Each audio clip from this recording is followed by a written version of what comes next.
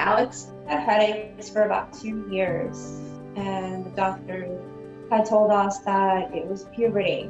No one ever suggested to get an MRI to see what was going on. He had just started learning how to drive. He was behind the wheel, and he had said that he couldn't feel his arms and legs. So from that point on, everything just kind of went downhill. He had 3 seizures within an hour. He was unresponsive for almost 32 hours. Feels absolutely surreal, like you're in a movie, somebody else wrote the script, you have no choice but to play it out. And then he had a minor surgery here. They took a biopsy, and they basically told us that he had glioblastoma. He has a tumor that starts on one side of his temporal lobe, goes all the way to the back of the brain, and then crosses to the other side.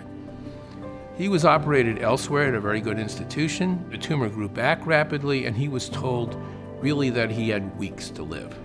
So my dad actually found Dr. Baskin on one of the YouTube videos, and he found a man named Ed that lived here in Myrtle Beach.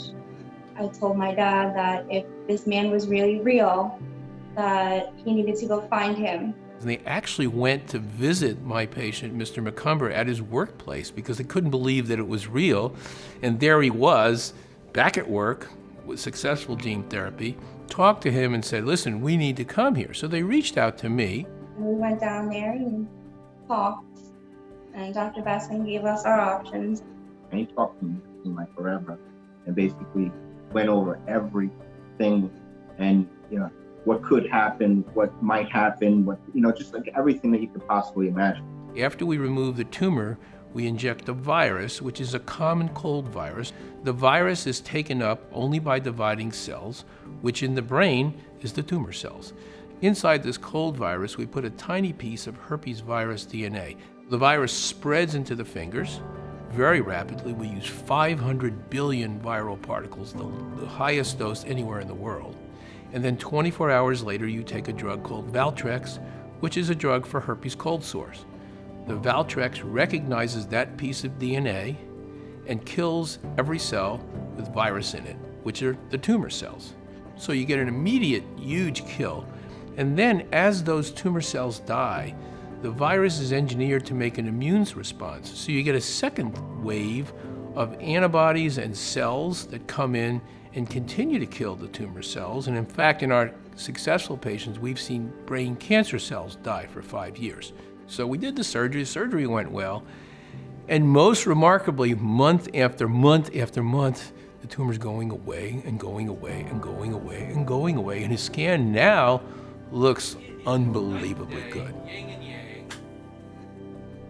I think that one of the things this case has taught me is that never give up, never say no, try to push the boundaries as much as you can, because when you're doing research with something that's powerful, you can't find out how effective something is unless you're constantly pushing the envelope. So rather than deny people who are on the edge treatment, we want to reach out and include them. And that's what we did here. And so far, we have an absolutely amazing result. I got the opportunity to spread the word about how great it is and save a life. Yeah, it feels cool.